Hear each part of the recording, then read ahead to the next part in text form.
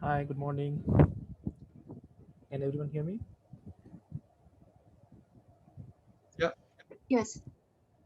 Thank you. So again, we'll start in a little bit in a minute or two. Just let everyone join.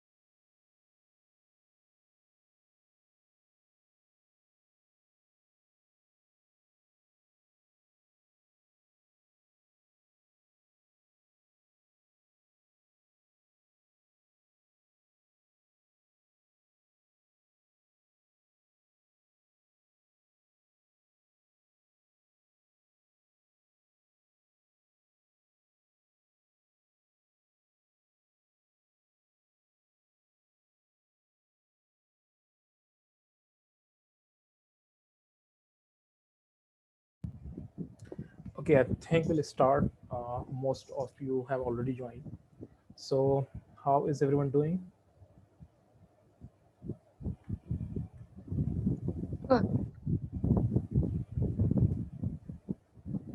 It's Friday. Are you all excited about today's session, or do you feel like you're stuck with me and my notebooks?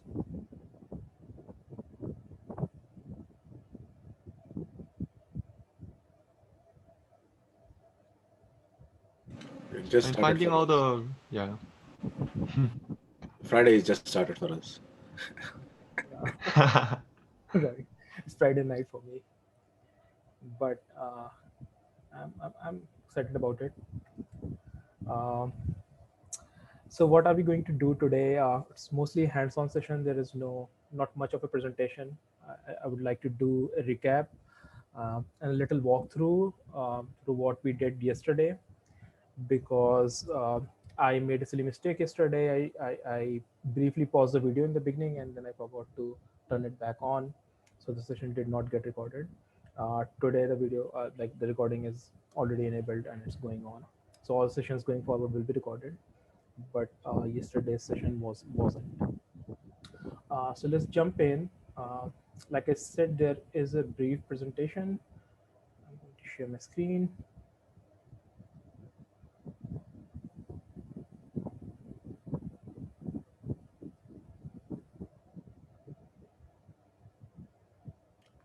Are the slides visible? Yeah. Yes. Cool. All right. So I'll skip the first two. It's the same old stuff, syllabus and stuff. This is where we are.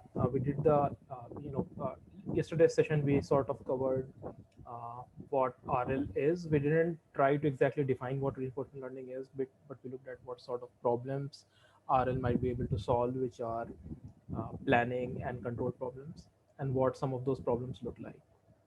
And the idea for today's session is that, and of course we worked on a small planning problem which was driving the car around that track. uh, so today we are going to start off from where we left yesterday.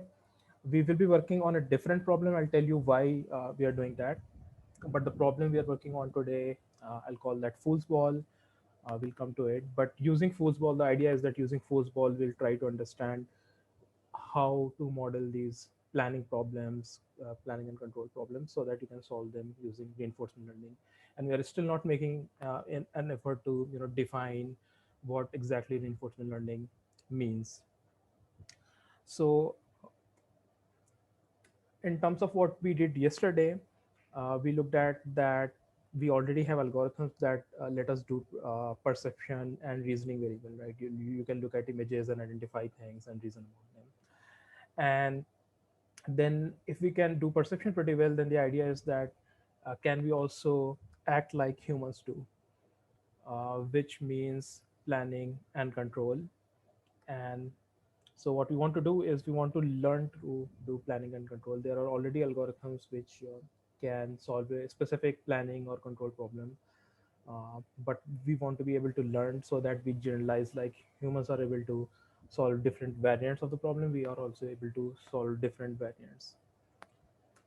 And the question that we are going to ask ourselves today is, are we is it possible to learn planning and control using supervised techniques or not? So let's see if that is possible or not. To do that, we will look at a problem, right? So I mean, just talking about yesterday's problem where we had to drive a car around track, and we saw that it was, of course, a planning and control problem because you were looking at the future, and then you were sort of trying to chart a course, and then you were trying to execute that course, or stick to that trajectory using the steering controls. So it was indeed a control problem. uh, but how did we approach it? We I'm going to show you the full code in a while, because a couple of you were not able to attend the later half of yesterday's session. But this is the specific snippet of code where we were trying to mimic human behavior.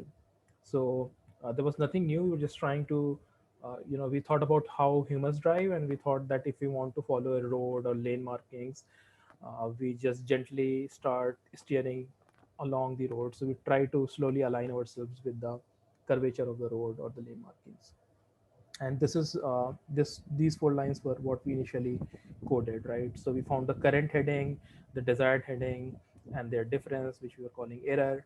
And then we multiplied the error by a small number, and then we used that product as a correction term. So we updated the steering using that correction term. That's all we did, at least in the beginning. uh, we can get even closer using a slight variant of the same algorithm.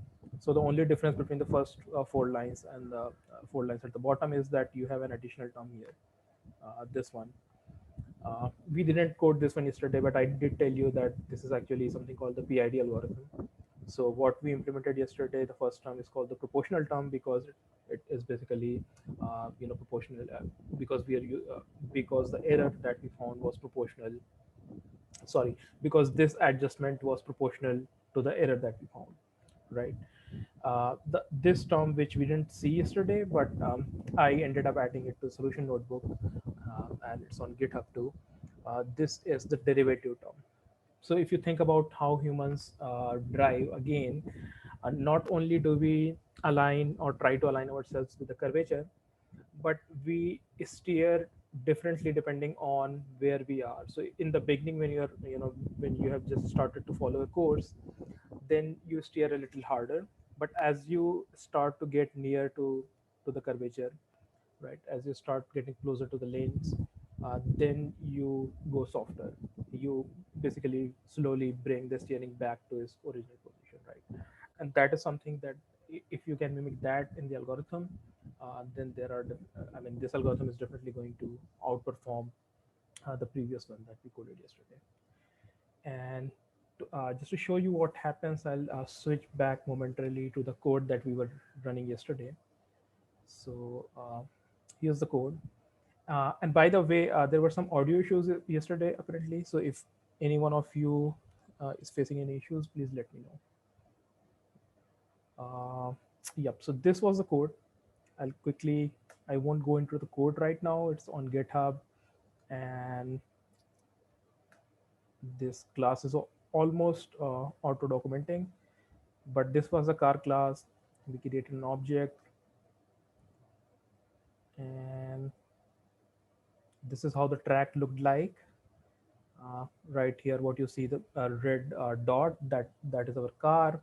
and uh, and what we're doing here is just trying to see how far we can drive the car, right? So there was only one thing that we had to do, that we were doing, at least in this loop, that was just repeatedly calling car.move.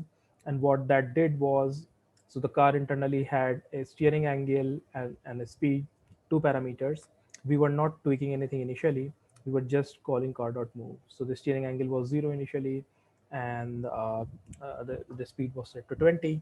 And if we did that, then we saw that, we were able to move for around 73 steps, and then the car left the track, right? And then we thought about how to solve this problem. So I'll come back to this cell, but right here, if you're looking at this cell, right, so this code has expanded, but essentially if you read it from line number 13, so what we were doing, we were finding where the car is, we were finding the nearest points on the track, right? That is what you have in the nearest variable. Then we were, in the next line, we were trying to fit a straight line through that. And the idea was that if you know the points that are closest to the car on the track, and you fit a line through those points, then you sort of have some idea about where the track is headed, right? What is the curvature of the track? It won't be an exact curvature, but it's a good enough approximation. So we did that, and then using that, uh, you know that is the curvature that we want to follow, and we have the car's current heading, and then we found the error, which is the difference of the heading and the curvature. And then I have added some additional code which wasn't here earlier, but basically we took this error thing right here, on line number 17, and we substituted it here in this equation, which is the equation of the PID controller. At that time we didn't have this part which is highlighted, but basically we substituted error here, and we found the new steering angle, right? So I've expanded the code a little bit, but if we run the code again, and these constants are basically how much we want to change things, how much feedback is there. So the first constant we were using was kp, which was the constant of proportionality. So whatever the error is, multiply that by 0.005, so that difference is small enough, and then you change the steering angle by that value right here, this term. So if we run the cells now, remember, when I just naively ran the code, when the car just kept going straight at 0 degrees, then we were able to run for 73 steps.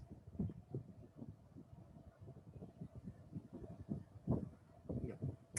When you make these tweaks, it's about, it reaches about midway through the track. It's able to do around 1300 steps. It still weirds, of course, for different reasons. I did a little bit of debugging, but it is able to follow the track for a while, right? And you can adjust terms, you can change the values of kp and kd and see what influence they have. But basically this is performing better than uh, what what it was doing initially. And then I tried plotting a few things.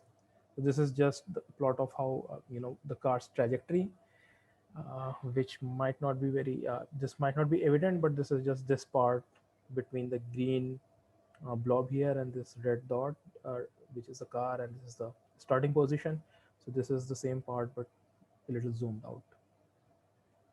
um, Also tried plotting the steering angle, uh, because the car crashed here around 1280 steps, so you see a sudden jump, which is because of an issue, a bug in the code. But otherwise the steering angle, it deviates a little bit, but it doesn't go too far. So this is -2 degrees, just it remains between, I think, -1 and 1 degrees. And then the other thing I tried to plot was the heading, uh, the instantaneous desired heading, which is where the track is going, and the current heading of the car. So what you see in blue, that the zigzag curve, that is the instantaneous heading of the track. And it is zigzag because waypoints may not be exactly at the center of the curve, and there could be turns and twists and everything. So it's like that. But if you look at the orange curve, that is the curve generated by the algorithm. It's pretty smooth.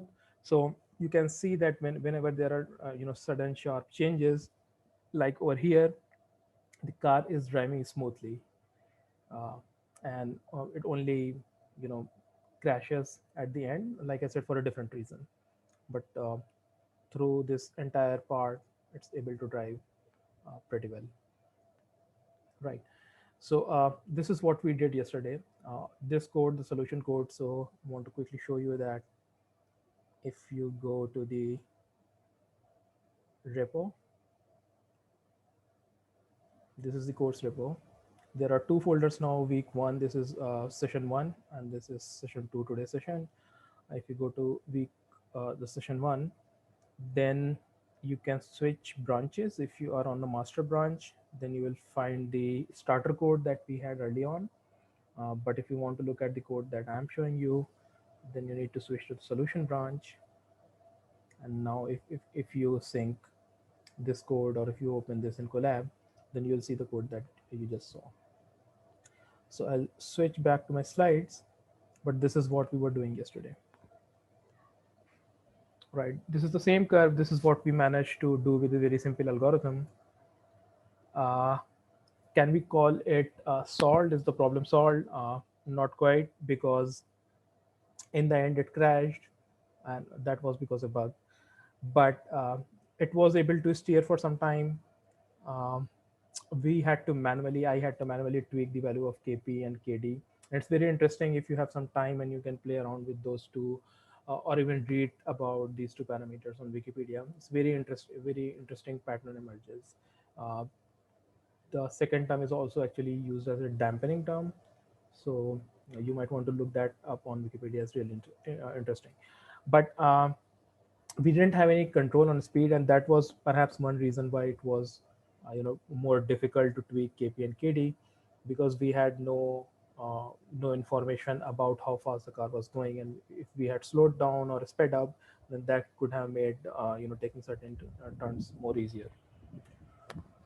uh, but more importantly, there were a lot of things that were missing from our model, the simplified model that we built of a car. There was no friction. We had approximated the car by a two wheel vehicle, what we called a bicycle model. uh, and there were other constraints that were missing, which is one of the big things was that when we were changing the steering angle, we at different times we could be changing the steering angle by zero point 0.2 degrees or zero point 0.1 degrees or whatever. But in a real car, in a more realistic scenario, there will be some smoothness, right? You cannot just all of a sudden take an abrupt turn, right? So and depending on the design of the steering, as many other factors, it might not be possible to change the steering angle by any arbitrary value. So maybe the fastest you can go is zero point 0.1 degree per second or something like that. So we didn't have those constraint factored in. And also another sort of shortcoming was that it was a very static environment. There were no other vehicles, nothing was changing, there were no lights, so there was practically no interaction with the environment. uh, and we had full access to the entire data. We could have looked at the entire track data, and we could have come up with an algorithm that made use of the data. uh, but in real world scenario, that is also a constraint. So you will only have a finite horizon that you can look at, and based on that information you have to make decisions. And because it was a simulated problem, it was entirely reproducible. There was nothing probabilistic going on, no stochastic behavior. So we could run the same thing over and over again. We could debug it. We could improve the algorithms through iteration, right?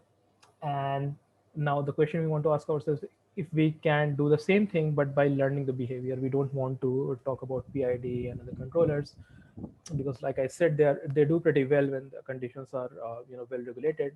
But if we want to deal with more realistic scenarios where the conditions will vary a lot, you need something which can generalize better. And that means we need to learn to drive We can't rely on a hard-coded algorithm. Why learn? Because of all the reasons that we just saw. It was a toy environment, but anything which is, even if you want to control something in a video game, the conditions are going to vary a lot from each run to the next one, and then PID is not a good choice. Uh, so if we want to learn, is supervised learning the way to go? Do you think supervised learning can do this? This is something we want to talk about. Uh, so if you want, what do you think? If you want to learn to drive in this case for the simulator, can we do that with some sort of supervised learning? Yeah, you can do that as long as you have a known data and the data has been correctly mentioned or labeled clearly. Right. So what sort of data will we require? Points, right? The nearest points and the track information that we already have.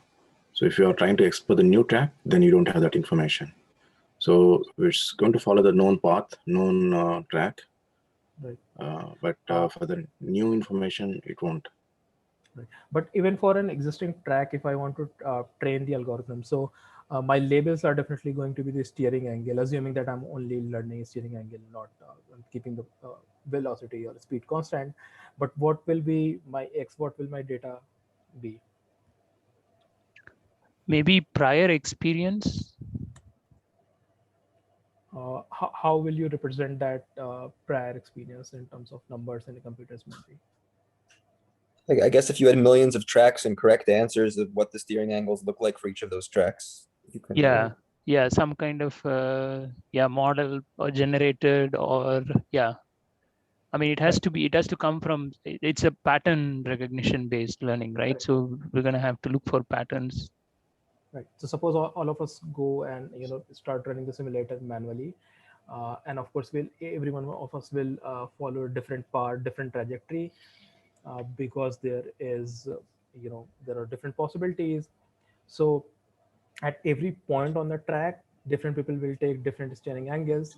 But hopefully, if we have millions of such trajectories, then some sort of a pattern will appear. And perhaps you also don't need to look at just a single point, but like we were doing earlier, you need to look at a sequence of points and then look at what steering angles correspond to those points, right? So it should be doable with supervised learning, but we are talking about a very restricted problem. It's not very real world. So as you start adding factors, other factors that will vary, then it becomes more and more and more difficult to do that with supervised learning. And if you think about, if we want to use supervised learning at all, what will the cost function be? What would you like to minimize? The error in terms of deviation from the track. Right. Of course, one what will the ground truth look like?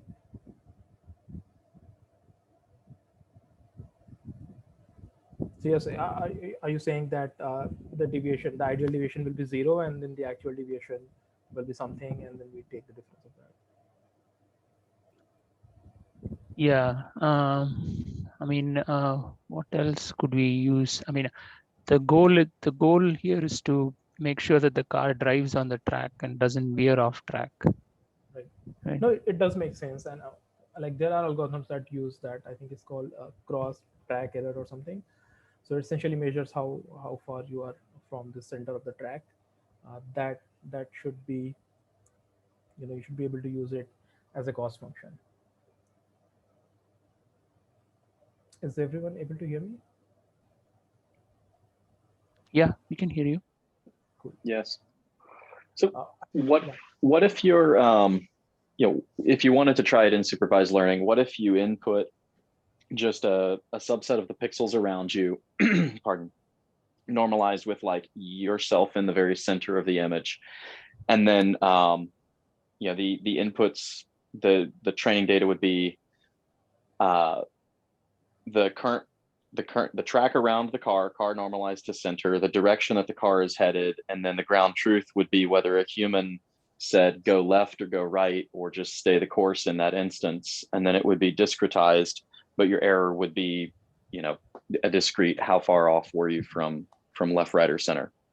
Yeah, right. So in a more realistic scenario, you won't have access to these values that we're using, the waypoints.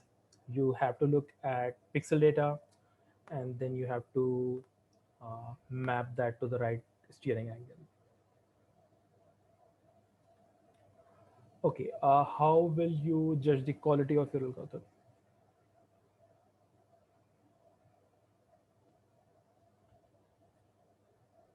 Usually the number of parameters in the model, you want to kind of keep them down, regularize them, keep them relatively low.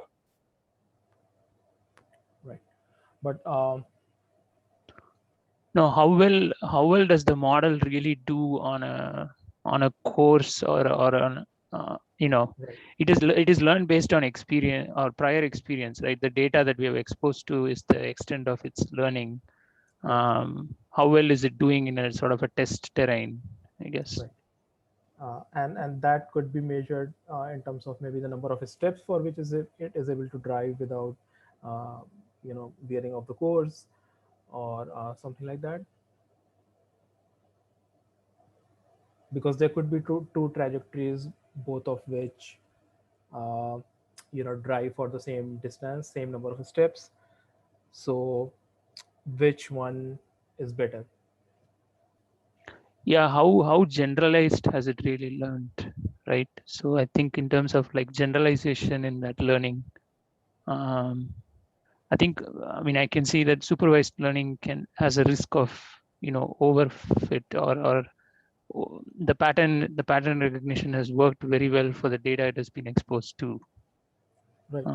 That is a possibility. We can think of different metrics, but yeah, one of the metrics could be how far it is able to drive.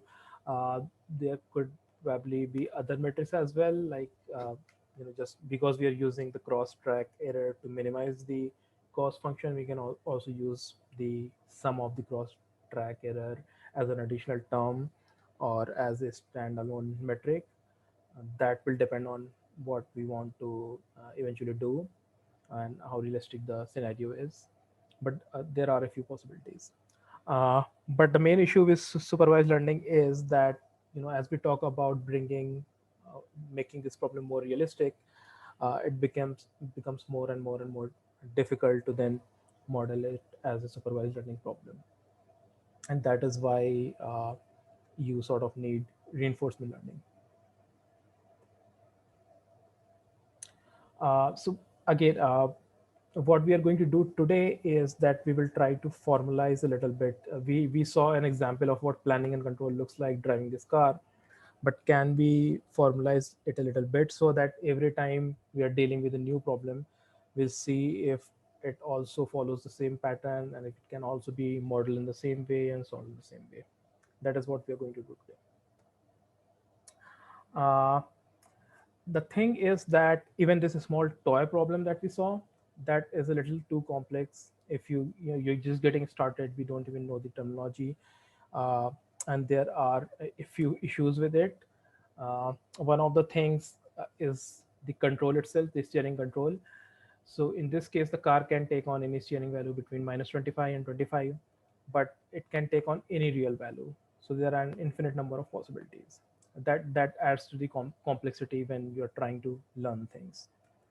Uh, yeah. So the problem we are going to use will should have fewer controls, uh, and these should ideally be discrete controls. Like you can go left, right, up and down, or your speed could be 1, 2, 3, 4, 5 only instead of these real values.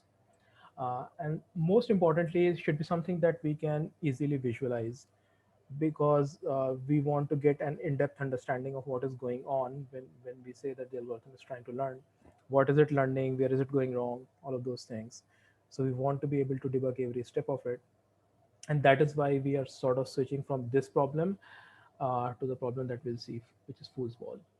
Now we'll keep coming back to this problem as we progress through the course. We'll see different algorithms. We'll see if those algorithms can be applied to the problem of driving a car, and you can actually come back and apply those algorithms to this problem. But for at the moment, for the next few weeks, we are going to be working on a different problem. uh, the great thing about this new problem is that it is also very flexible. So we'll start a small, very toyish kind of thing, but uh, over time we can add complexity. We can build an environment which is more realistic, more real world, and we will do that over the next few weeks. So before I ask you to uh, launch Google Colab and open the code and we'll start working, uh, I have a quiz for everyone, which is, what is your favorite pastime when your machine learning model is training?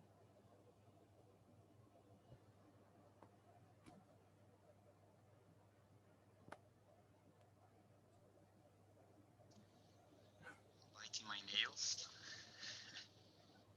Hi, your volume is very low. I just said that biting my nails. Biting your nails, yeah, or plucking hair. That's common. What else?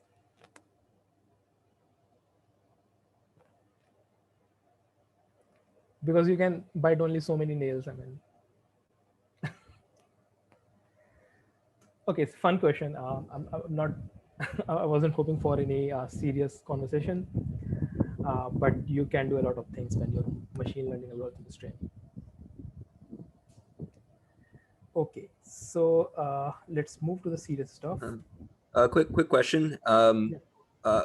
Why was the model always failing around like 1280, 1290 Yeah. steps? So yeah. So the issue was, and someone brought this up yesterday. Uh, the issue was basically a bug in the code. So when you are finding the curvature of the road, uh, when you are finding the tangent and basically finding the direction in which you want to head, which is the desired heading, right? So when you find the desired heading, there is some ambiguity in the way the code is computing that right now.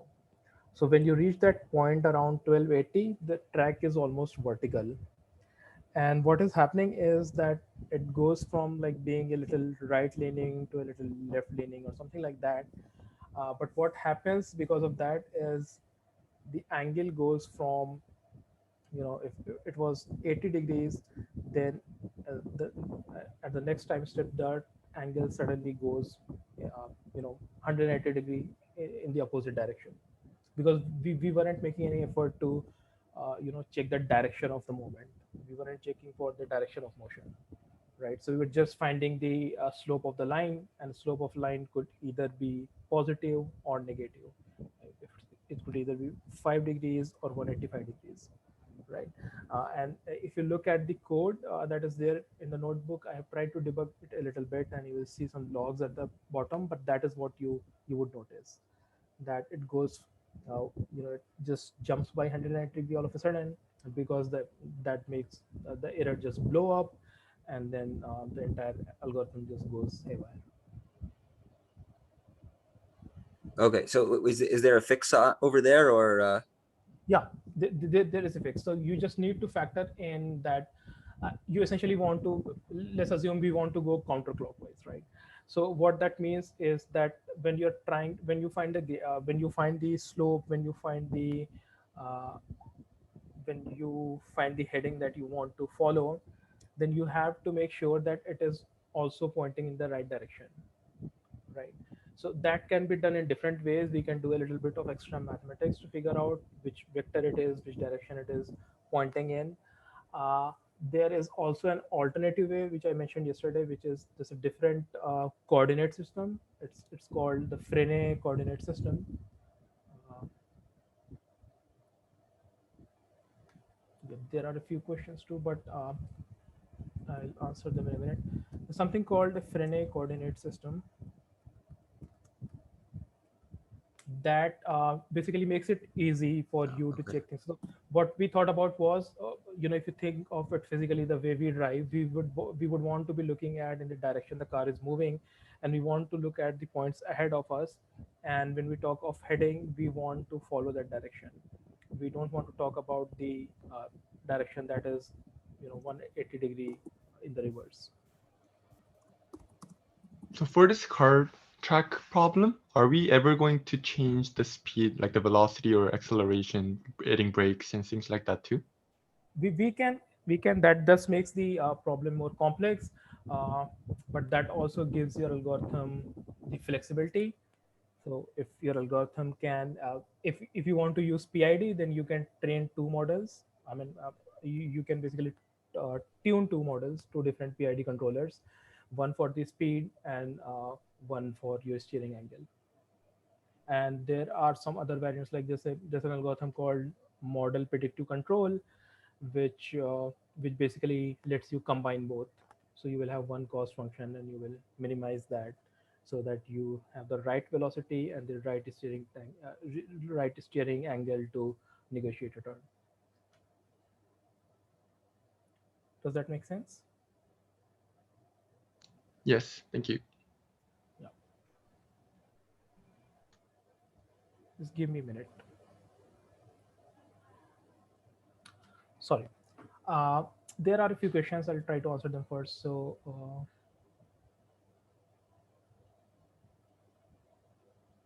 Anvesh had a question about where is previous error in the equation.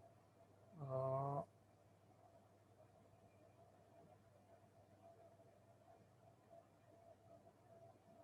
yep. So this is where I had defined previous error, and we were just keeping track of the error term, the error value on the previous iteration. Why? Because we sort of wanted to find the gradient of the error, the difference in the error, and that is what was happening here. So you took the current error and the previous error. Why were we doing this? Because that is how we also drive as human beings. So when the error starts to get small, that means you are approaching the target value, and then you want to sort of reduce the steering angle. So these two terms, they will sort of counteract each other, and you can try to print these values, and you'll see how you can also switch on, switch off individual terms, and you'll see how basically if you turn off KD, the second term that you see here, what happens is that you start to see oscillations. Why does that happen? Because you keep turning in one direction, and then you overshoot the position that you desired, and then you realize that now you need to turn on the other side, and then the same thing happens again. So there's a lot of oscillation, and the car will go zigzag. And to stop that oscillation, to keep it more stable, you apply this term. And then there are some other problems, and to deal with that, you might want to add an integral term as well, which is turned off in this equation right now. Yeah, ki and which is 0 because I didn't experiment with it. uh, but in a PID controller there are three terms, so there's also an integral term. So can I have a question? Yeah. So obviously we will do some reinforced learning and we will replace this or in some other application, this PID controller to an AI. Can any PID controller be replaced by an AI? Can a PID controller be replaced by an AI? Yes. So PID controllers are generally used. I cited one example. For example, in hardware, where you had platters and moving heads. So if you want to very precisely control the head, then you would probably have a PID controller either built in the hardware or programmed. And those are very narrow, well-defined problem. The environment is going to be the same.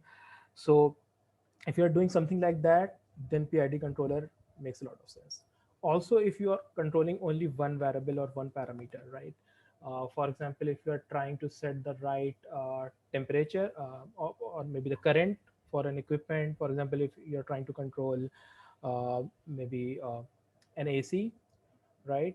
And initially you want to feed it a higher current and it starts cooling, but then the difference between the desired temperature and the current temperature. As that narrows down, then you want to reduce the current. Again, there is one single parameter, and if you use a PID algorithm, it will do pretty well, and it is generally used in such control situations. The only issues there is that someone has to sit down and manually tune the parameters. KP, KD, KI, they have to be manually tuned, and it's a very tedious process. One minor question I have for the slide that you have showing, line 21. We do 360 minus error there, but don't we want to add the error when the error is greater than, like less than minus 180? Yeah. So the idea was that if you are, let's say, the error is 185 degrees, right? So Yeah. it's not actually 185 degrees. It's actually, the difference, which is 175, right? Because whatever the smaller angle is, you will generally assume that that is the error between your heading and your actual direction. Again, this is not a very robust code because we haven't the correct way to do this will be to figure out the direction of movement and then take the difference, considering that. I mean, for line 21, if you minus the error and the error is already minus, wouldn't the error be greater, much greater than the number? Oh yes. So you wanted to add 360, right? Yeah. Instead of. This was supposed to be a sum, but yeah, you're right. Okay. That's right. This should be a plus.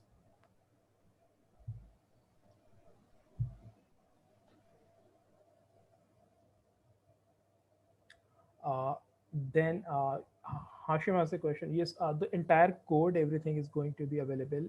So we have a single repository, which is this one. And Yeah. I got it. Cool. Thank you. Sure.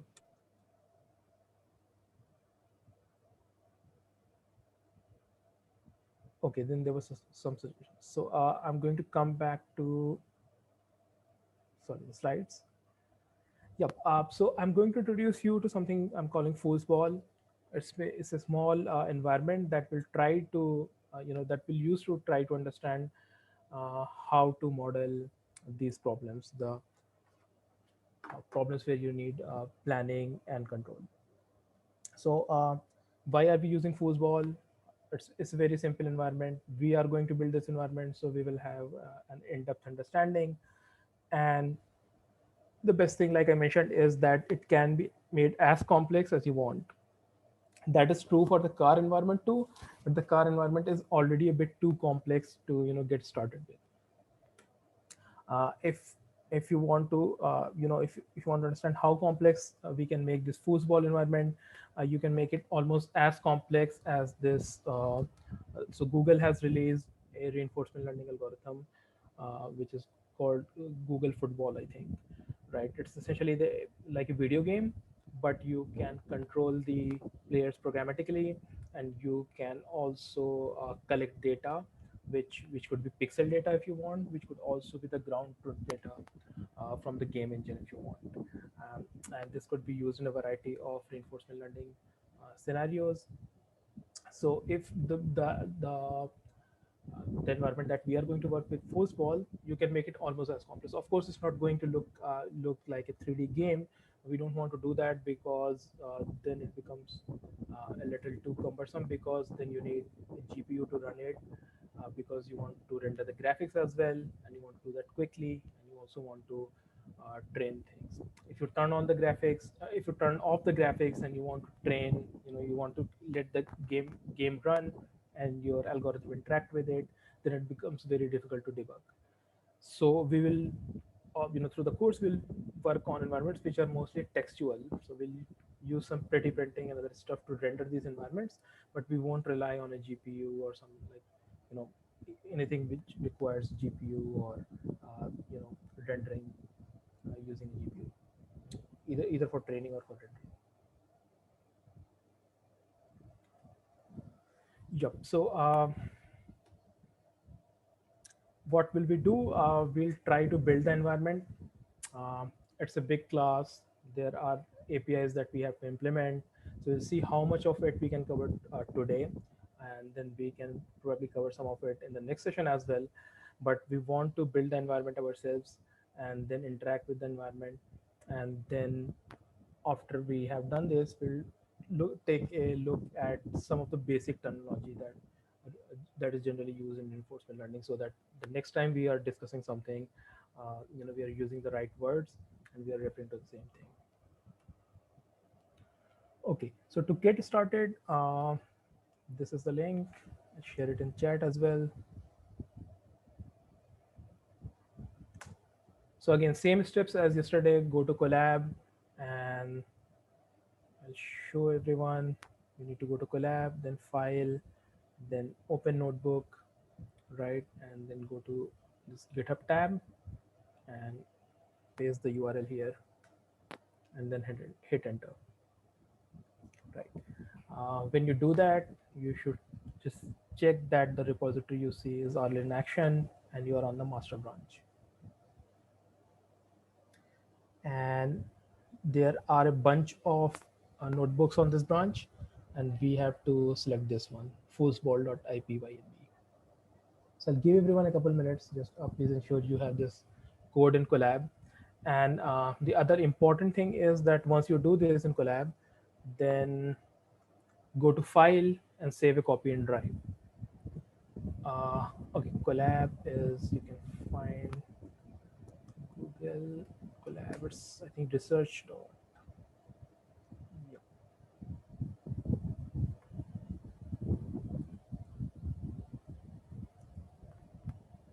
It's research.google.collab.research.google.com.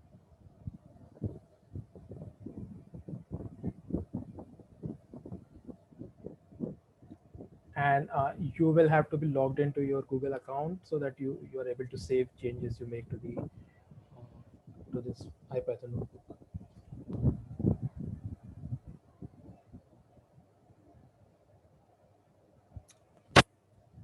So please do this, and please let me know in the chat. Give me a thumbs up when everyone is ready.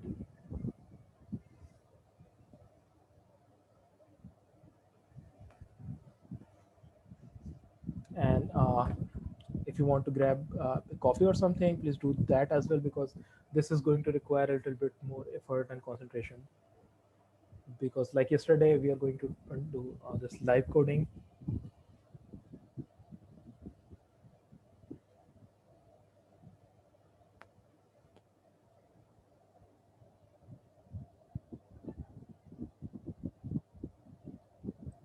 So yesterday I didn't make a copy. What does that mean? Does that mean I was editing the master one somehow, or?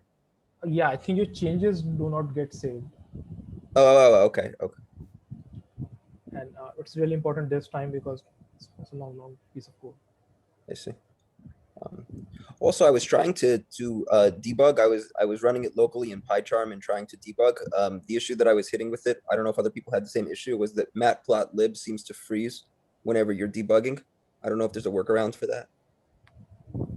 Did you get any sort of error message, something? No, it just freezes when calling the plt.show. I don't know if other people had the same issue and if anyone has a workaround, but I haven't used PyCharm in a long time. But is there a recommended debugging flow?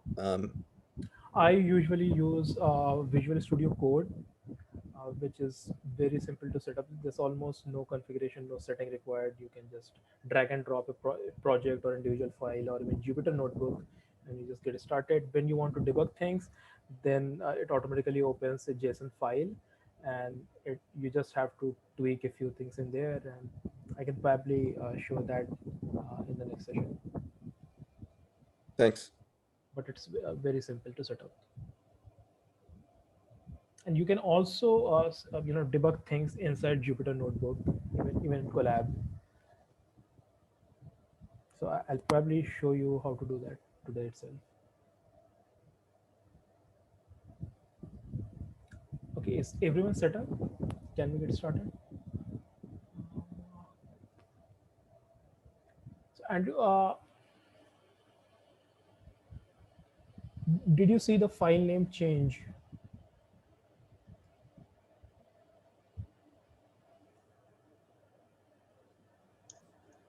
Did I see the file name change? No, I pasted in the GitHub URL, and then it just created an empty notebook for me, and I can't get back to that Can you try original. can you try like doing it again once more? Well, when I try to go back to Collab Research, it just opens me up to my untitled notebook. Are you logged into your Google account? Yes. That is Okay, weird. so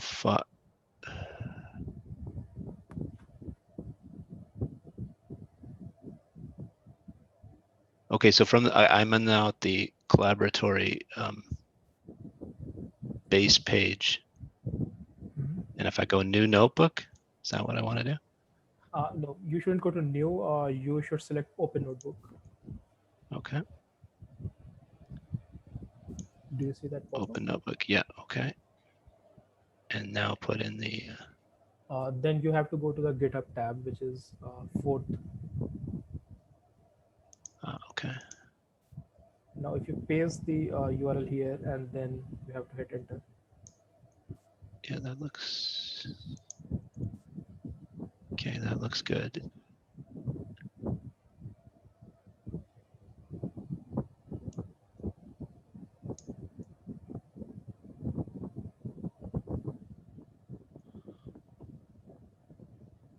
Do you see the list, or are you able to Yeah. click the right? I see that. I've got that notebook open now. Yeah. So once you have it open, just go to file and save a copy in Drive.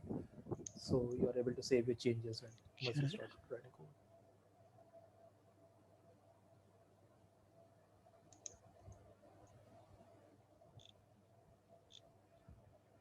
Okay, great. Yeah, sorry to hold you up there. No I'm good. worries. So I'm assuming everyone is set up. If yeah, When we so save, is it automatically doing revision control in Git as well, or is that a different step? it's not automatically doing revision control. You have to set up things, and it's not as straightforward because you have synced it from my GitHub account, and then you need to save it to a different GitHub account. But what you need to do is file and then save a copy in GitHub, this option. And when you do that, it should ask you for which repository and which branch you want to save it to. But the last time I checked, this wasn't working so well. So what was happening was when you try to save it, it will only show you one option, which is my repository, and you don't have writing access to my repo. But if you can select a different, if you're able to select your repository and then save, then that's the best way to go, because you can have actual version control. If you're saving to Drive, you will just have to you won't have the history.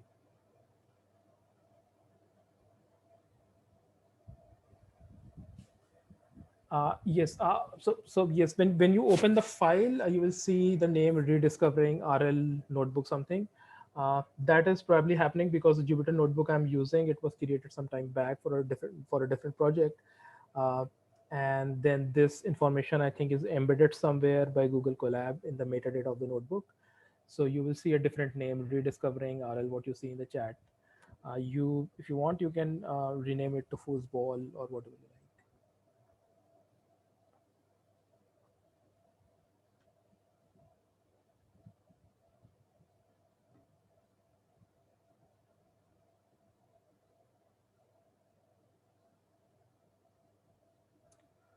Uh, okay.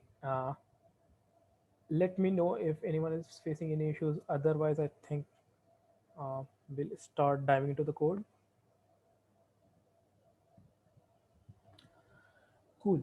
So I hope everyone have their collab notebook open. I'm just going to walk you through what collab is basically. It's an environment that we are going to build. Uh, it's going to be a pure textual environment, which means we'll just use ASCII or Unicode to store the information. There are no pixel involved anywhere. And what we essentially are doing is we are modeling a very simple game of football or foosball. Foosball. It has a 5 cross 4 discrete playing area. Field. The field is just divided into 20 cells, 5 rows and 4 columns. There is a player. You don't see the player, you'll just see the ball.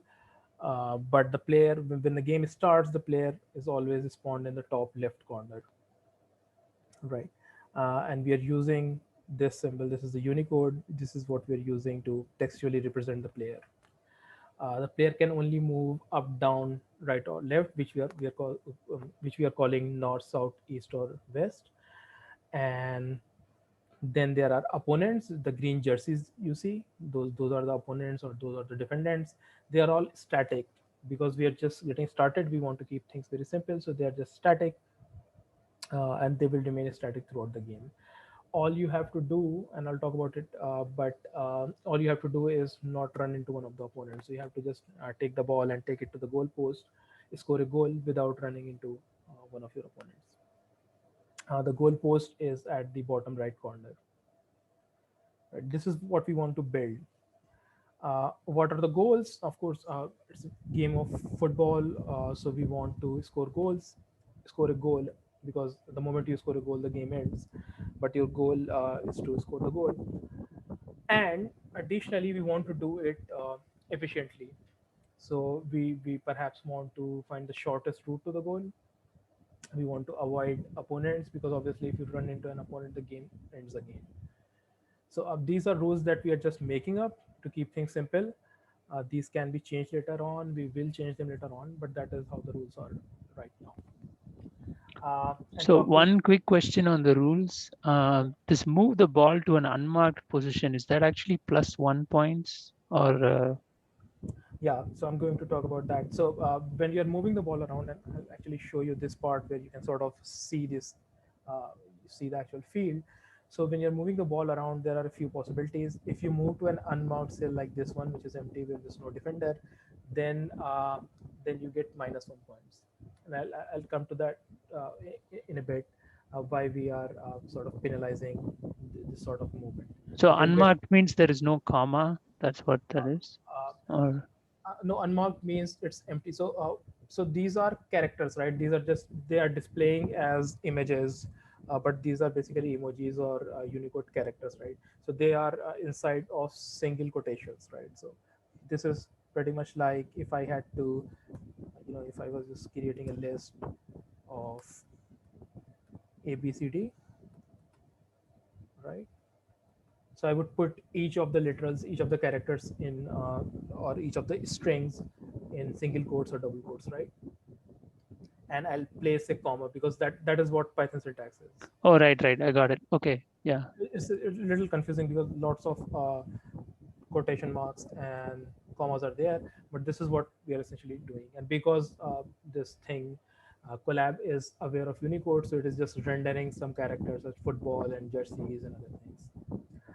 Uh, so yes, so you get 1 point if you move to an unguarded position, and if you run into a defender, so that means you get -1 point, -5 points, and the game ends. Uh, So moving to an unmarked position is good, right? Or it's good. It's good. I'll come to why. Maybe not in today's session, but we will eventually see why we want to penalize that. So I had a question.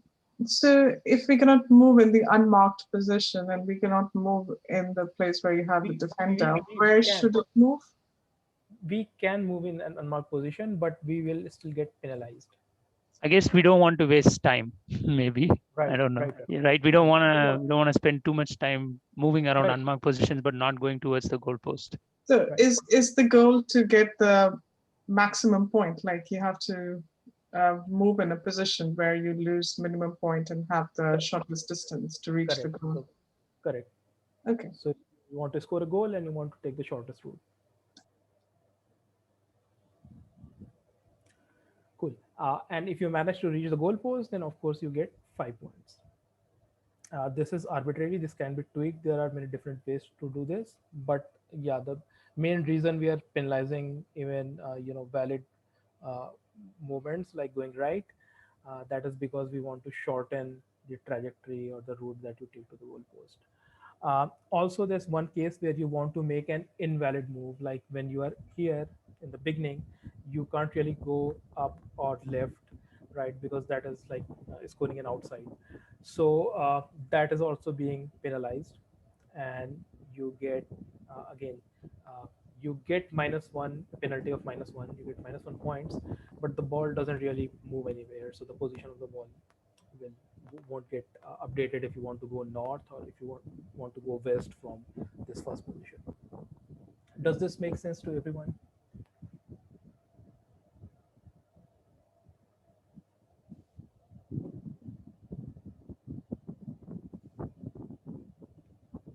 Okay, so if everyone understands this, then very quickly why we are doing this, again, because it's textual, it's simple, uh, and the API that we are going to build looks a certain way because we have something in mind, and that something is that there are already frameworks which have similar games or similar problems, uh, and they have a certain type of API which plays really well when you are dealing with reinforcement learning problems. So we will mimic those APIs, and then if at a later stage you don't want to build your own environment, you can just switch over. You can port your code, or you can use another problem from one of these environments.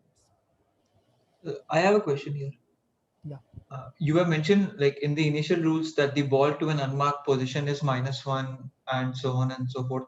So from what I can see, you are never going to have a positive output at the end, right? Yeah. Because the minimum Exactly, because steps, if we, right, minimum steps is how much? it looks 6, like right? 7 to me, like 6 or 7 to me. So you are always going to have a negative outcome. Yeah, which is fine. Which is fine. I mean, when we will start talking about rewards in the next session or the one after that, and rewards and returns, and then we will see which values will make sense if you want to assign rewards. So these things, the points we are talking about, these are called rewards, right? In reinforcement learning lingo. And certain rewards will help you minimize your overall goal. Certain rewards won't work, and that is what we will see when we come to rewards. No, but wouldn't it make more sense, like if you want to appreciate the ball to go to an unmarked position, so wouldn't it make sense to give it actually a positive reward for after that step? So when you move to an unmarked, so in that case, wouldn't the player want to take a longer route? It might come down, then go up, then come down again, and then eventually go to the goalpost. Right. Because it can just keep collecting rewards, right? Correct. Yeah.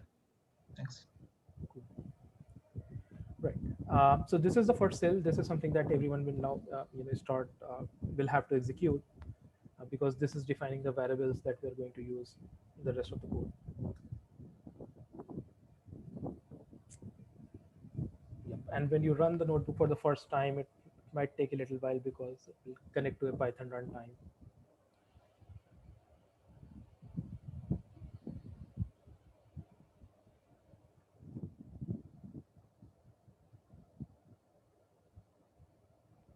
Cool. So my code has run, there's no output, but we have a bunch of variables now. We have agent, opponent, goal, and arena. All of them are simple Python variables, except arena, which is a list of lists. So there's an outer list, and within that list you have the embedded list, nested lists, each of which represents one row uh, in this arena.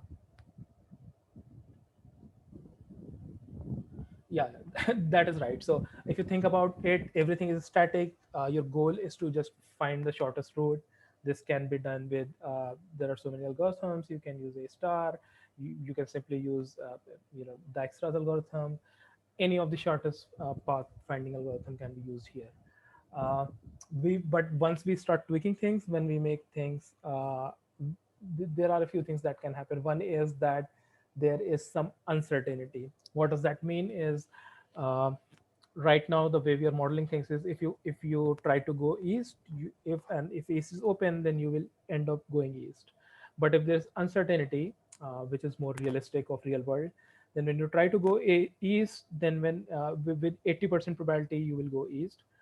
with some small probability you can even go north or south or even west. That is one way you can make things more complicated, and then probably it becomes difficult to solve them with these existing shortest path finding algorithms.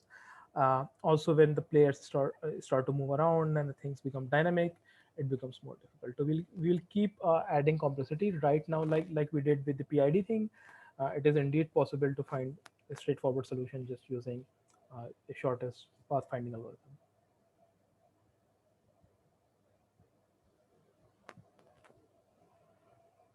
Cool. So let's move to step one in the code. Is everyone with me? Are you all able to run the previous cell?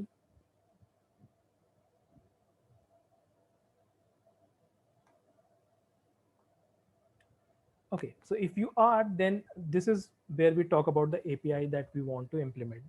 So we are going to create a class that will call Foolsball, uh, and it will have these public methods. There are going to be other helper methods that we'll talk about later, but this is the API, the public interface. So of course, init will be there. What is init supposed to take? It is supposed to take these variables, right? We define map and opponent and goal. So it takes these strings and then it constructs some internal, more efficient data structure, which will just be a NumPy array. So it will create an array to store the the state of this field or the state of the game. That is what init is about. There is a function called set rewards. Rewards, I already said, is the points that we are assigning. So set rewards will just internally store a dictionary of some sort to map actions to rewards. So, and those actions, by actions I mean bumping into another player or scoring a goal or the things we discussed. There is the important step function, which will just let us simulate the game, step by step. So every time you call a step, and a step takes a parameter, which is action. Action can be one of four things: north, east, south, or west. So it's going to be a string, N, E, W, or S, and based on the action, step will try to simulate that action. So if you are, in the beginning, you are in the top left corner, and the action is east, then you'll go right. It will try to go right. Then there is a reset method which will just reset the game to its initial state. So wherever the game is, it will bring the player back to the top left. There's nothing much else to reset right now, but that is what it will do. And then there's a render method which will just pretty print the whole thing so you can visually debug it. Does this make sense?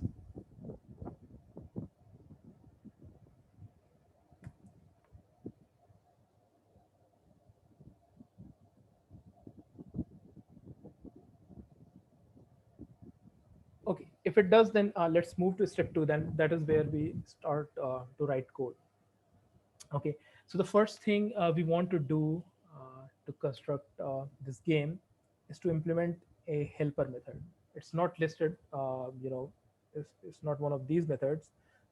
These are the public APIs, but we want to build a helper method first that will be used in other APIs. Okay, so if you should have run the cells that are preceding this one, preceding the step two cell, but if I come down here, then this is the same foosball class. This has just three methods right now. Two of these methods, two state and two indices, they are already coded, right? They are simple methods. So what is essentially happening is there is one piece of information that we want to keep track of, and that is where the ball is, because that's sort of using that information we can reproduce the entire environment, because everything else is static.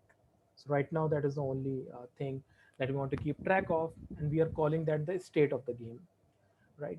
And what toState does is it's a helper method. It takes a row and column, so which could be 2 comma 3 or whatever, and then it converts it into a single variable.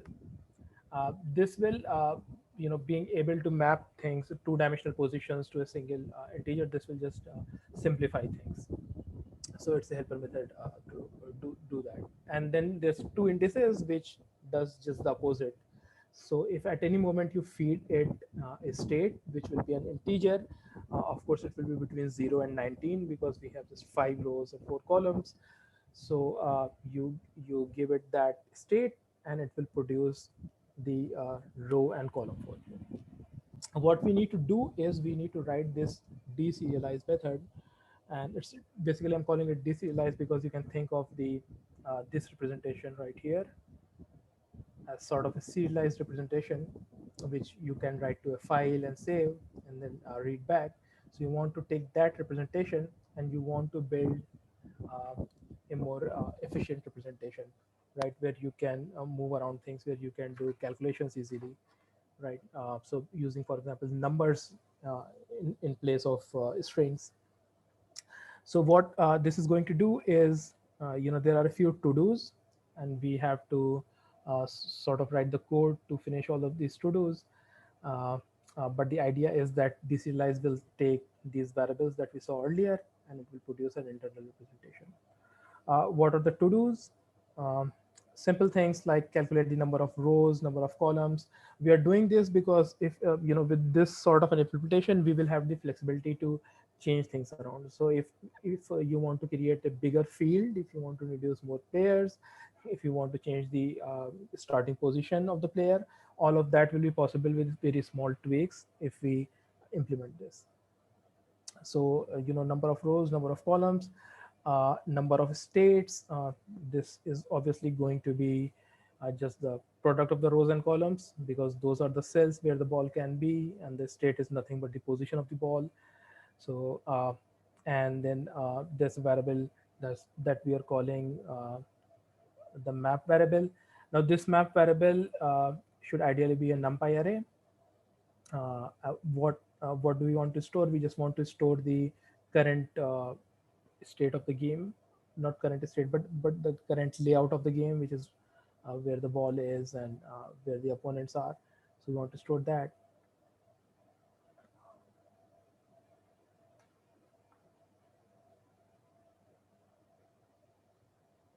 Yeah, I'm just opening up my some code that I have already written. Yeah, so map is going to be a numpy array, and it is essentially going to represent the same field or same layout that we are passing it as a list of list. What do we want to do? Over here in these 3 lines, we just want to store things as they are. So you're getting 3 variables. One is map. This is the map that is coming from outside, which is going to be the list of list that we defined at the top. So just store it here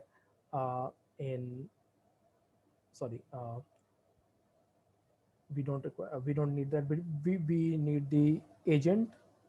So this is the string that is representing the agent, and then this is the string that is going to represent the opponent, and then the goal.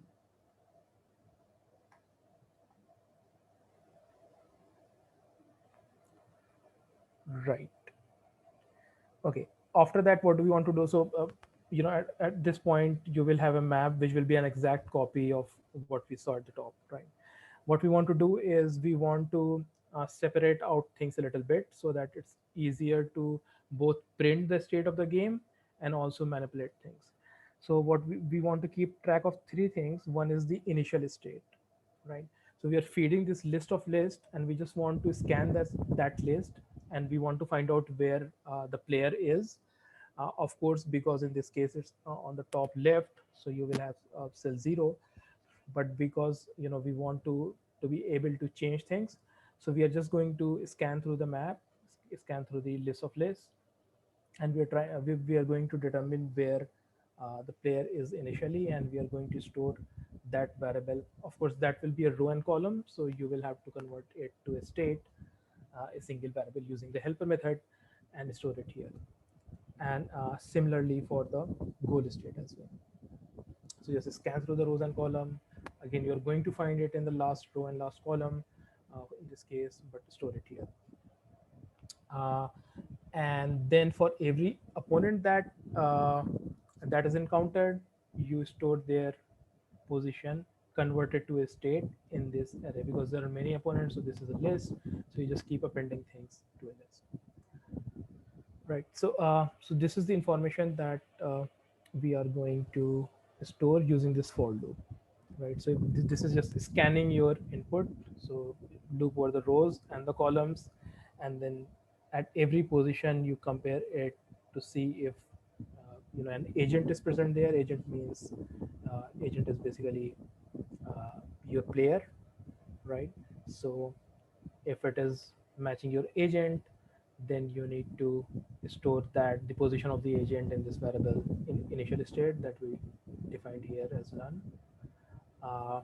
And we are going to sort of zero out that position. We are going to make it blank, where this map, right, this variable over here, this is initially a copy of the representation, but then we will zero out the player, because the position of the player will change over time, so it doesn't really make sense to carry carry around that initial state. So we will take the map, we will take the initial state of the game, and then we'll take the agent out of it and zero out that position. If it's an opponent, then you have to store the opponent's position. If it is a goalpost, then you have to store the goalpost position.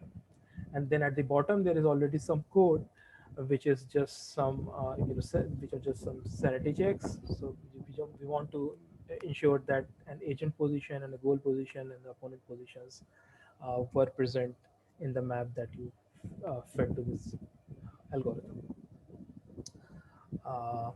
this function.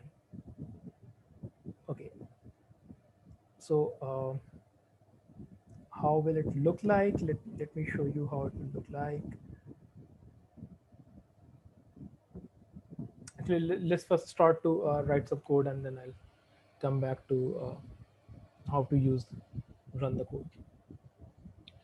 Okay, so it's a little complicated, and what we are going to do is we will break up in small groups, and then 3 or 4 of you can work in those small groups, and you can brainstorm and chat, and then each of you needs to write their code on their own, and then we'll come back to this main thread in say 10 minutes from now, and then you will be able to figure most of it, but then we can discuss if there are any issues. Are we only doing step 2 and don't move to step 3 and onwards? We will. It depends on how much time we have. We will try to go. So there are a few steps. There are actually 10 steps, and they require writing a considerable amount of code. But we are not in a hurry because we want to have a very good understanding. I just I expect that after this session, each of you has the same understanding of the code that I would have, because I wrote this code. That's super important. So we will go to step 3 as well, but first let's take 10 minutes to try to write the code for step 2, come back, and then we'll go back into breakout rooms again for step 3. Okay. Okay, so breakout rooms.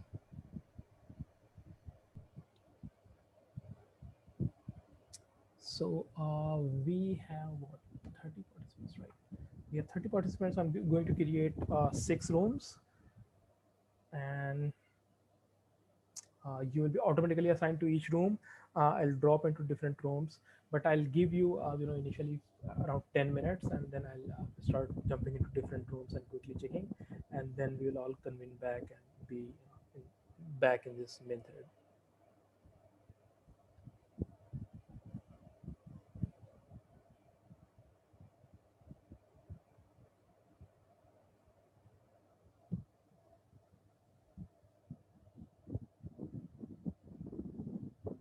Yep, and you will see a pop-up on your screen. You need to say okay to that. So I'll be quiet for at least the first 5 minutes. Let you brainstorm, let you take a look at the code.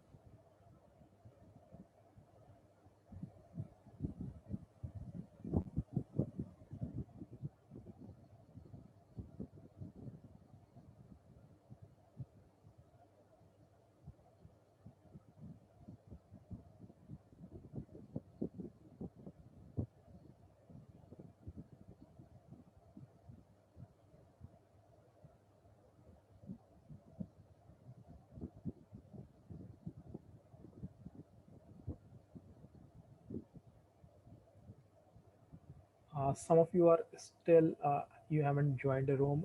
Let me know if there are any technical issues.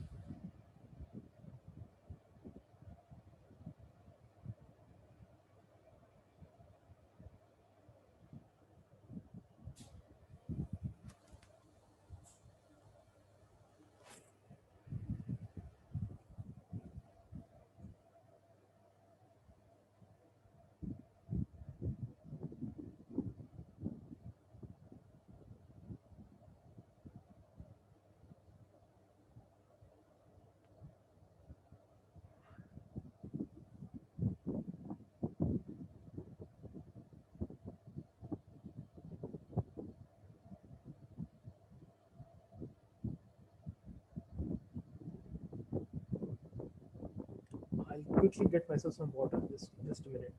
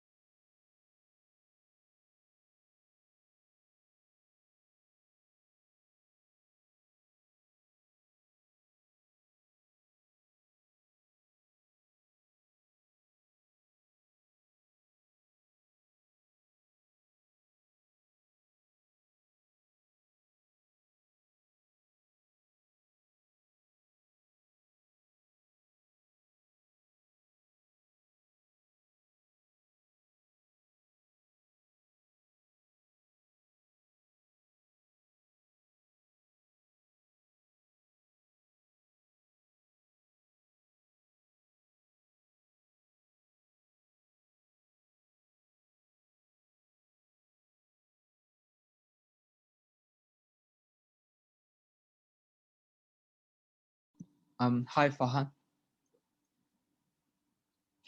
Hi, Farhan, can you hear me?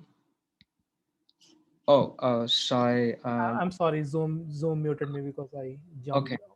Yeah. Actually, I'm still stuck in the step 2, so I feel confused that the parameter, let's say a map, is a list of string representing the player and the opponents and goal. Does it mean that it's the example shown in the some variable definition in the lines, something like that?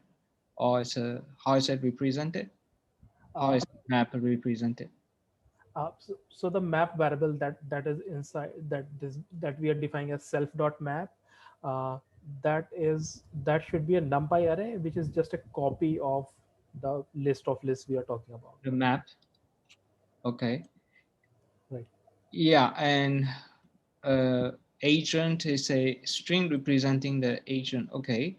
Opponent says the string representing every instance of the opponent. It means it's the string that looks like These are going to be the variables that we defined at the top. Okay, okay. I see. And then, what is the agent? Okay. Agent representation. So agent representation is just you're going to set it to the agent variable, the parameter that you get. Yeah, and then, okay, then do I finish it? Okay, wait. Just,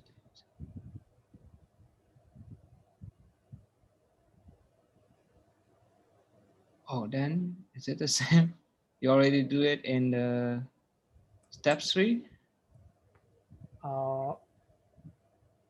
What am I doing in step 3? So step 3, you also have the same function name.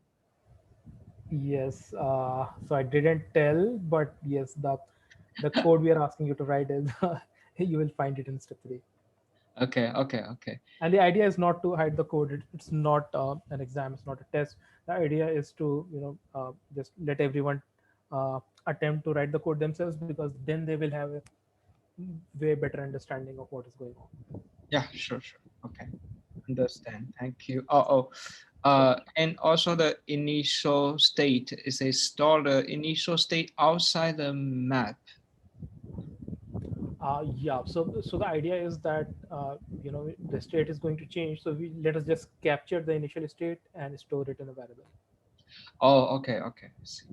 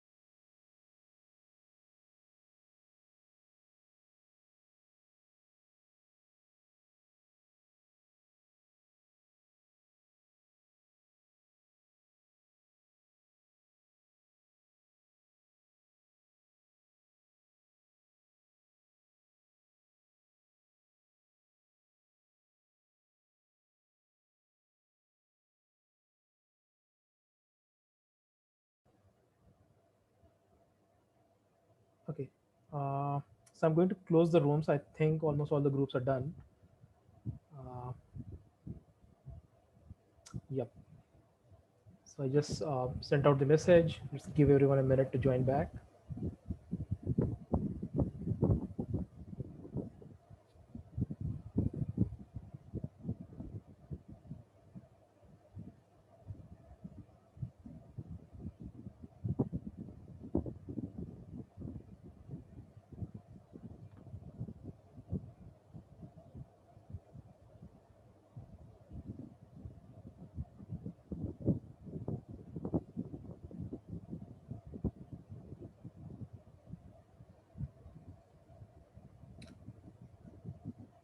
I hope everyone was able to figure out.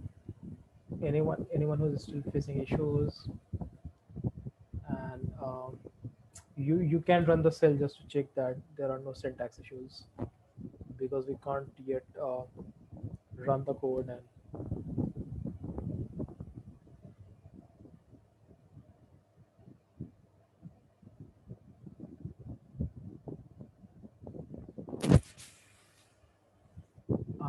very cool. So I think everyone is back. Was everyone able to figure out what the code will look like? Yeah, and it also seemed like the steps 3 already had the answer too. Right, right. So yeah, I was discussing this thing. So the intention is not to obviously hide the code, but just to give everyone a chance to first try to write the code themselves, and then so the code is there basically. So whatever you have to write in step 3, you will find the answer to that in step 4. But it makes sense, because if we write the code ourselves, then we have a far more in-depth understanding of what we are building.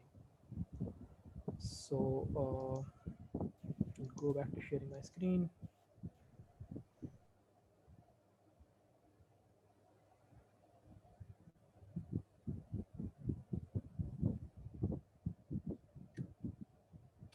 You can see my code.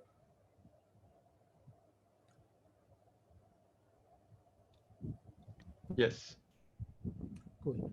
So obviously when I run this thing, and I haven't written the code here, so it's throwing a syntax error. But if you go down to step 3, I'll give everyone a quick walkthrough of what the code looks like. In my case, yours could be different, but just to make sure we understand correctly what we wanted to do with the code. So end rows, you can just initialize this with the length of the map, because the map is the list of lists. So if you take the length, that just gives you how many lists are there, and that is going to be the number of rows, right? Because every of those nested lists is representing one row. Number of columns, you can just take we know it's not a jagged array, so you can just take the length of the first row. Number of states is going to be just the product. The idea here in this variable is to store a copy of the initial map. So you just use the np.asArray method to create a numpy array out of the two-dimensional list that we are receiving as a parameter.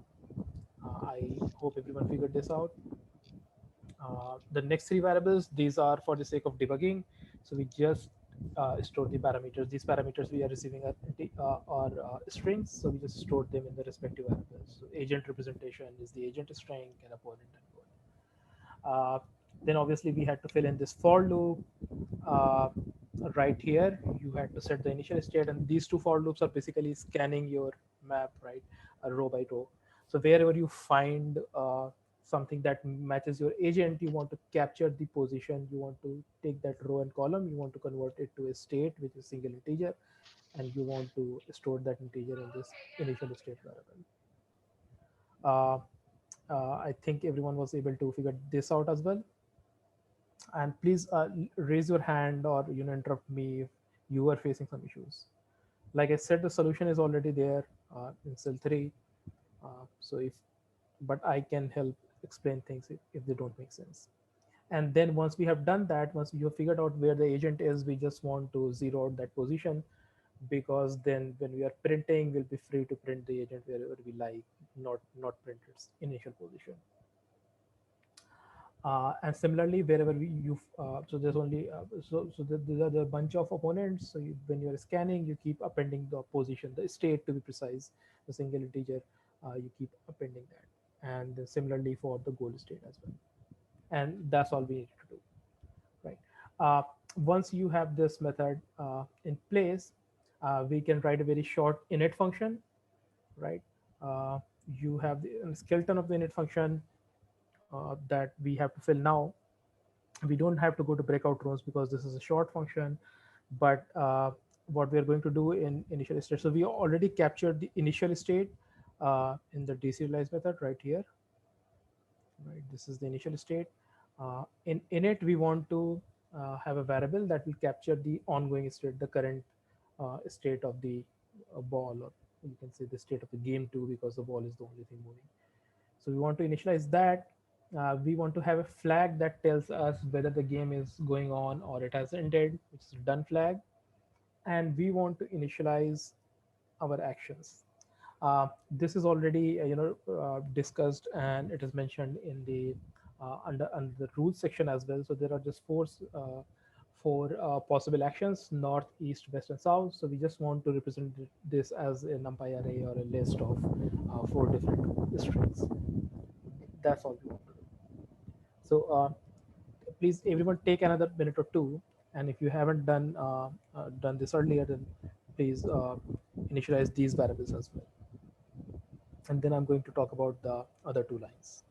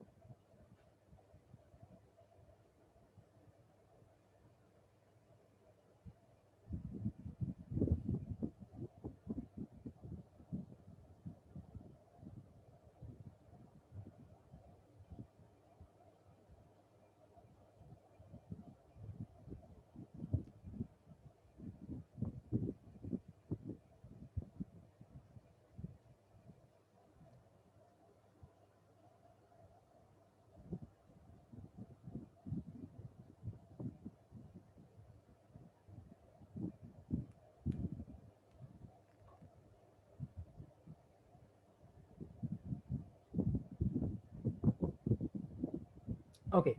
Um, uh, I hope everyone has figured this out. If you haven't, then of course the code is there in the next cell. If you want me to explain anything, I can do that, and I'll do that in a little while. But I just want to talk about the next two lines, where we are, first of all, we are defining the default rewards. So this is the reward structure that we talked about in the beginning, that whenever you are entering an unmarked cell, you get -1 points for opponents. For colliding with opponents, you get -5. For outside, it's -1, and for goal 5. So this is what we are doing. And the other thing we are doing is we are calling this So there are going to be two variables. One is being defined right here, which is the default rewards variable, and then we are calling this method, which is defined right below the init method, set rewards, and we are passing the same set of rewards, the default rewards, to the set reward function as well. And this method does not do anything extraordinary. It just captures those rewards in another variable, which is this self.rewards. So they, at any point there are going to be two different variables. One is the default rewards variable. So anytime you reset the environment, you switch back to default rewards, but you can at any time change the rewards as well. So in the beginning, default rewards and rewards is the same dictionary, but if we want, we can change the rewards variable, and we'll do that at the end of the code. There is this one line which I want to explain why it's here. So this is here because you just as a sanity check again, because you generally don't want to change rewards in the middle of your experiment going on, or when a game is going on, or when a series of games is going on. You don't want to erroneously change the reward structure. So it is there just to check that you have resetted the game, you have reset the game, and that your initial state and current state are the same. That's all this is doing, right? If you have filled in the right code here, then you should be able to run the next two lines in the next cell. They should run just fine. Now, because the init method is there, then you should get a proper foosball object here, and you should be able to call this method here. Just quickly let me know if anyone is facing any issue with this cell and the test code.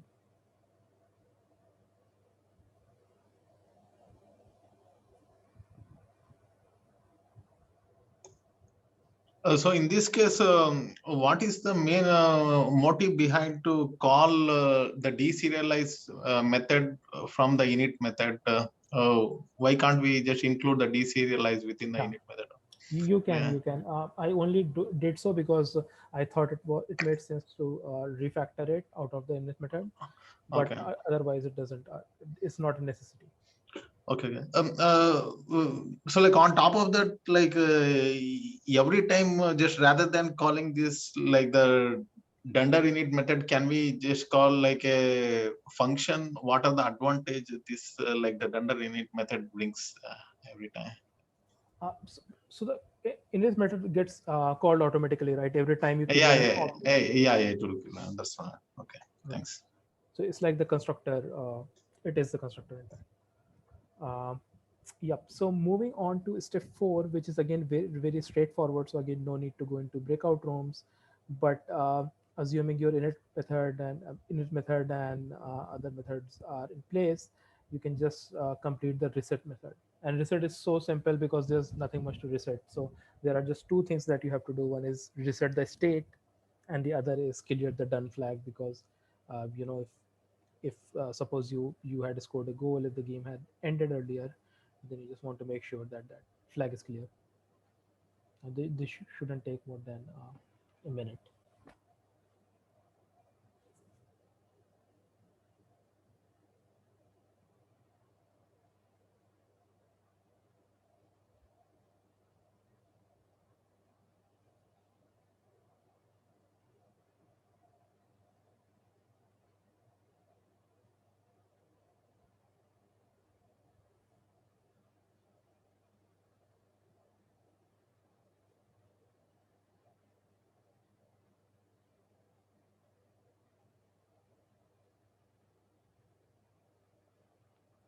Yeah. So because they're a little short on time, I'm hurrying up a little bit. But the reset method is just 2 lines. You set the state to init state. Init state is captured in the beginning, inside deserialize, and it never gets changed. So you just copy it over to state. You clear the done flag by setting it to false. That's all you need to do, right? So it's about time. I don't want to hold anyone anymore, but really the most important part of this class, the most important methods, they are yet to be implemented, and that is what we need to do in step 5 and beyond up to step 8. So what I want everyone to do is that whenever you get time between now and Monday, please spend some time and write the code And if you face any issues, the solution is there, but don't look at the next cell and look at the solution. Try to implement it yourself first. But if you face issues, then post it on Slack where everyone else can help you. I can also answer things. Sorry. But then on Monday we will have our office hours basically, so where we will try to do a walkthrough. I hope you have already implemented it by that time, so we won't have to go into breakout rooms. But if you want, we can also do a breakout rooms kind of session where you can brainstorm and work together.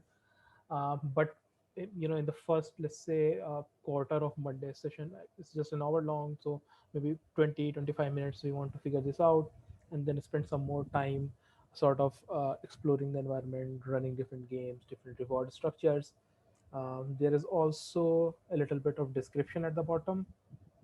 At the very bottom there is, you can actually quickly jump using this pane. So this is understanding the terminology.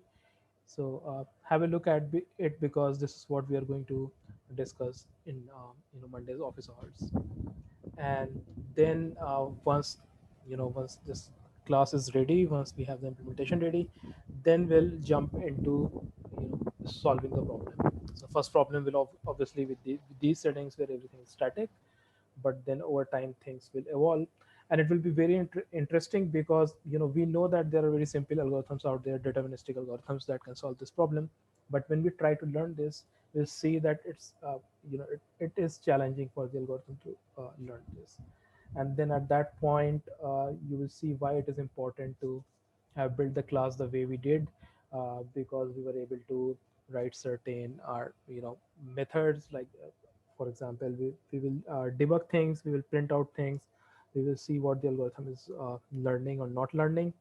And at that time it will help you a lot, because it's your own code, you know how it is working, what could be failing. So we'll do all of that. uh, but yeah, from next Thursday onwards, we will jump into what you can sort of call the meat of reinforcement learning, starting with some basic algorithms based on dynamic programming. Then we'll start seeing why dynamic programming won't work, when it won't work, and then what are the alternatives. So all of the rest of the syllabus will start doing that from next Thursdays. In Monday session though, I'll encourage everyone to attend it.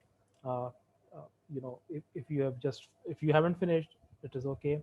If you have finished, if you have experimented, please bring your results. It will be interesting to see what you have found. And also, any questions uh, you have for me, or anything you want to discuss, we can do that in the sessions. We will also discuss which references, what readings are necessary for before we start Thursday's session. So yeah, that is going to happen in Monday session. So is the goal to finish all the way to step 12, hopefully by Monday? Yes. Okay. Yes. I see. Okay. It's a sort of take home for you. Like I said, the solution is there. I would have preferred to do it here live in classroom. We can do it on Monday.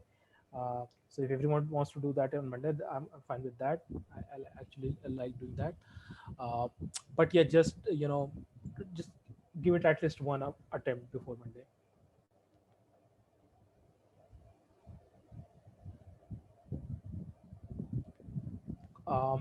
Any questions?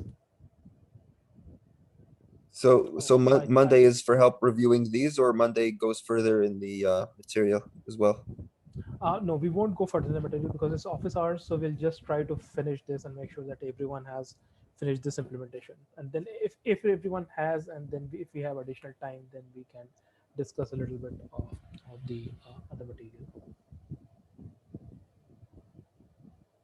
Can you share some link for dynamic programming? Sure. I'm taking notes. I'll share some links on dynamic programming.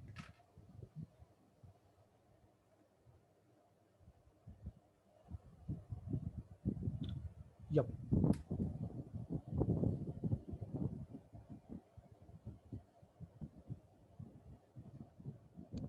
Awesome. Thank you. Okay. Thank you, everyone. I'll see you on Monday. Uh, Please do come. It's going to be interesting.